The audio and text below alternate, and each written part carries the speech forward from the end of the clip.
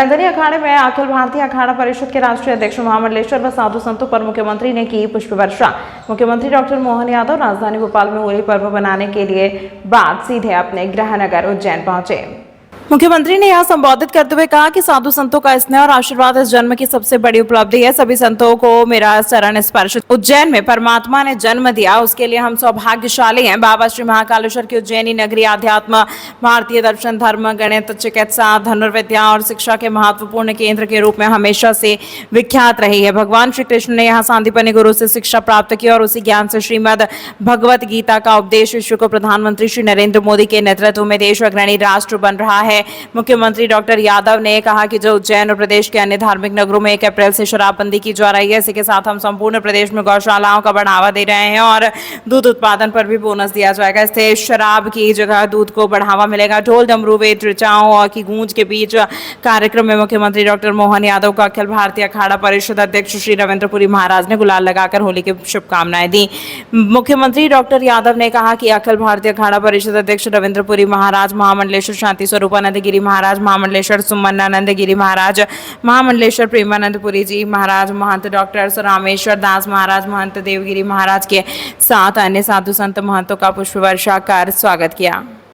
या अखाड़े परिषद का अध्यक्ष हो, दोनों में मुझे अंतर ही नहीं लगता है। मैं अपनी ओर से इस अवसर पर हमारे समस्त महामंडलेश्वर सबके चरणों में प्रणाम, परम पूज्य शांति स्वरूप जी से लेकर के सारे सुंदरानंद जी, हमारे प्रेमानंद जी महाराज साहब से लगा करके शैलेशानंद जी, इधर हमारे रामेश्वर दास जी महाराज साहब, मैं अपनी ओर से उज्जैन के सभी संत वृंद, सभी आम नागरिकगण, किसान बंधुओं, सारे के सारे उज्जैन वासियों, परमात्मा की कृपा से हमारे हाथ में ये परमात्मा का यश है कि हमको उज्जैन में पैदा किया या हमारे लिए भारत में उनने जगह दी। ये हमारे पूर्व जन्म के पुण्य है, उनके प्रतिसाद है कि हमको ये यहाँ धरती पर परमात्मा ने आँख खोलने का मौका दिया। और ऐसे जन्म और मृत्यु दोनों हमारे हाथ में नहीं, लेकिन हमारे हाथ में पुण्य कमाना, परमात्मा के काम करना। ये जो परमात्मा मौका देता है, इस मौके का सदुपयोग जो बेहतर से बेहतर हो सके वो सब करने के लिए, और हम तो और सौभाग्यशाली हैं। मैं तो आज तक आश्चर्य करता हूँ कि ये उज्जैन की धरती और उज्जैन के साधु संतों के आश्रम, इसकी कीर्ति पताका का एक ही उदाहरण पर्याप्त होगा। जब यहाँ उज्जैन के आश्रम में कंस को मारने के बाद भगवान कृष्ण पढ़ने आए और कृष्ण पढ़ करके अपने यहाँ से गए, लेकिन ये शिष्य ने अपना तो स्थान बनाया ही भगवान श्री कृष्ण ने। दुनिया उनको अलग प्रकार से जानती है, लेकिन शिक्षा दीक्षा कितनी अच्छी हुई होगी कि वो, मैं शैलेशानंद जी महाराज और महाराज ये मान के चलो कि वो जो उन्होंने 18 अध्याय सुनाए, तो समय का अंदाजा लगाओ कि मुश्किल से 1 घंटा भी नहीं लगाओ, लेकिन उस 1 घंटे के अंदर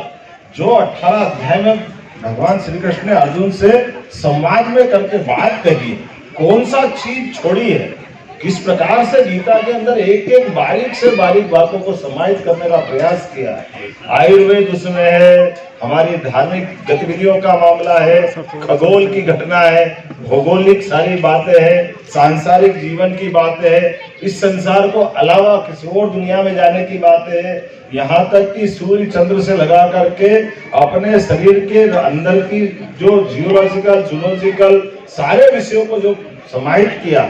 परमात्मा ने, वो भी उस युद्ध के कोलाहल भरे माहौल में कैसे करके उनने अपनी बात, और एक ने 2 स्वरूप दिखाए। पहले स्वरूप जो दिखाया तो लोग डर ही गए कि ये ना आदि ना अंत, ऊपर ना नीचे, कुछ दिख ही नहीं गया, एक सूर्य से आंखें मिच जाती है। तो हजारों सूर्य की उस रोशनी के अंदर जब भगवान कृष्ण ने पहला रूप दिखाया तो अर्जुन ने कहा महाराज ये तो मैं देख ही नहीं पा रहा, मुझे तो वही दिखो जो आप हो, क्योंकि ये वाकई अद्भुत है। लेकिन परमात्मा की लीला है, हमारी अपनी सनातन संस्कृति की ध्वजा जो लहराती है, ये साधु संतों का आशीर्वाद है, आचार्य सांदीपनि की शिक्षा का प्रताप है, जिसमें उन्होंने हमारी सारी बातों को जोड़ के कहा। ऐसे में इतनी पवन पुनीत और अलग अलग प्रकार के अलंकारों से युक्त इस नगरी की अगर अपने आप सबके आशीर्वाद से सरकार में मुझे कुछ भूमिका मिली है, तो मैं मान के चलता हूँ पूरा प्रदेश को यशस्वी प्रधानमंत्री के नेतृत्व में आगे बढ़ाएंगे, लेकिन उज्जैन उसमें सिरमौर बनेगा, ये बात हमारे लिए